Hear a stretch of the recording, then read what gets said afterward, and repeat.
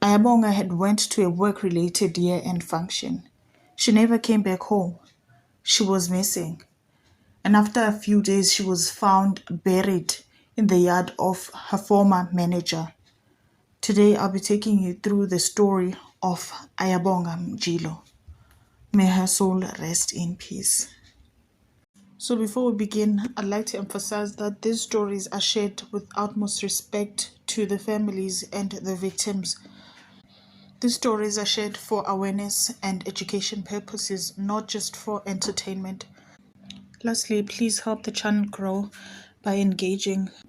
Ayabonga Mjilo was 23 years old when the incident happened. She was born in 2001. She was born in Hlokozi in KZN, a place just 2 hours away from Durban.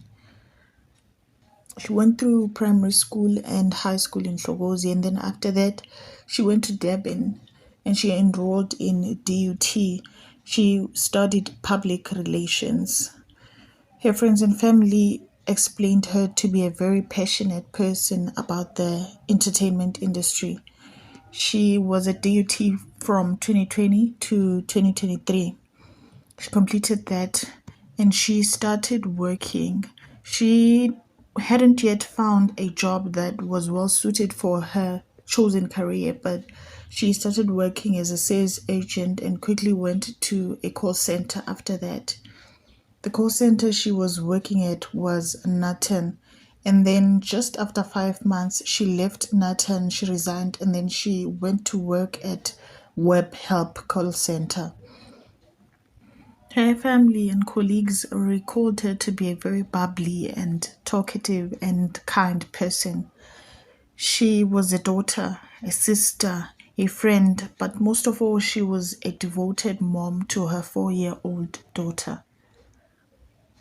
Ayabonga was working at WebHelp, but she was still in contact with her former colleagues from Nathan. It was around festive season, so her former colleagues invited her to a year-end function that was going to be held by Nathan employees.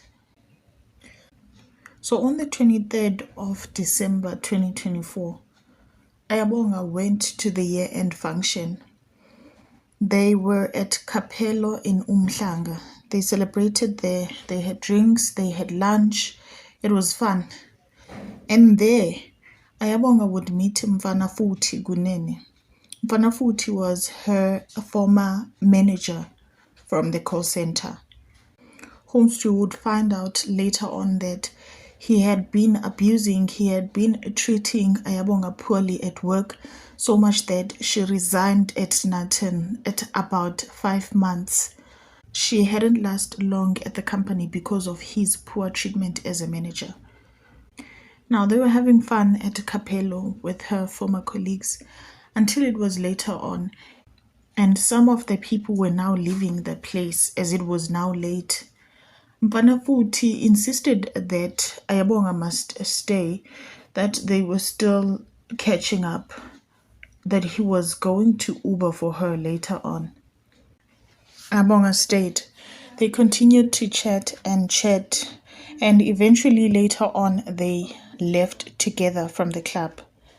And unfortunately, that was the very last time Ayabonga was seen alive. It was now the 25th, the next day. Ayabonga's family got concerned as to why she had not come back home. If there was anything so important that she would rather attend and not spend time with her family on Christmas Day. They tried calling her, they tried texting her, she was not responding. They tried contacting her friends, they did not know where she was. It seemed like no one knew where Ayabonga was. At this point, they were getting really frustrated. The day ended, it was now the 26th.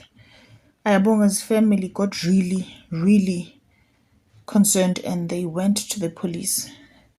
Ayabonga was declared a missing person on the 26th of December 2024. The search began.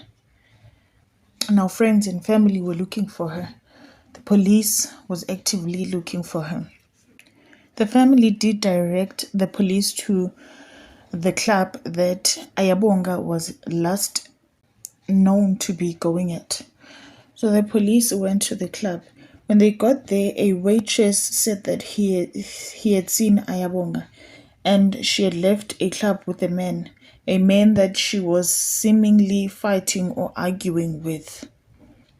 The police investigated the former colleagues that Ayabonga was with that night.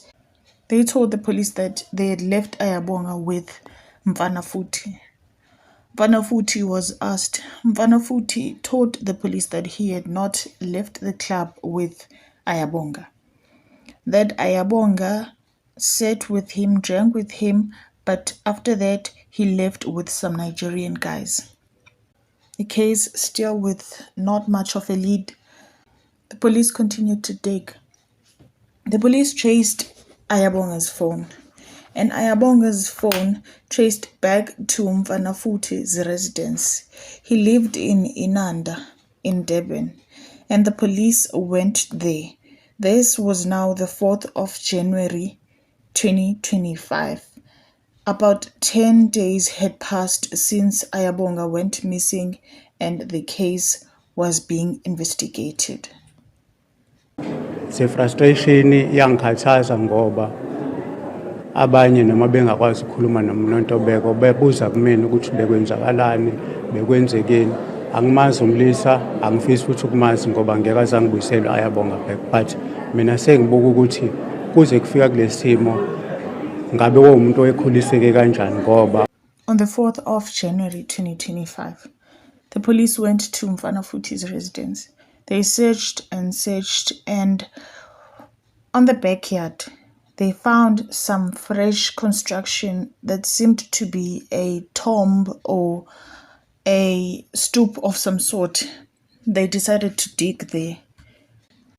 To their demise, they found a body. They found a decomposing body, a rotten body. They suspected it was Ayabonga's, but they still had to call the family to come and identify her. The family recalls how bad the body was when they tried identifying her.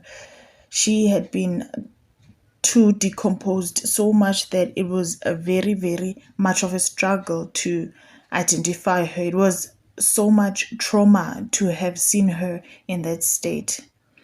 But nonetheless, they recognized her. They identified her as Ayabonga. Now, Ayabonga was declared dead. Mfana Futhi was arrested immediately. He was going to be tried and sentenced. The evidence was all there. Mfana Futhi's motive was unknown. It still remains unknown as to why would he abuse Ayabonga whilst she was working under him, and even after she had left the job, continued to take a step further by eventually taking her life. Ayabonga's family was left in distraught. They're in deep grief. Today, they still mourn Ayabonga. They will forever mourn Ayabonga. Ayabonga left a daughter that is supposed to grow up without a mother because someone decided to just take her life. May justice prevail. May he get what he deserves. He appeared in court for the first time and he abandoned his bail, and he remains in custody and is still going to go to trial and be sentenced. May her family find healing and peace and find strength to get through everything. May Ayabonga's soul rest in peace. Thank you for watching and thank you for remembering her. Please like and subscribe and share the video or comment. Please help me raise awareness. Help me grow the channel. I'll see you on the next one.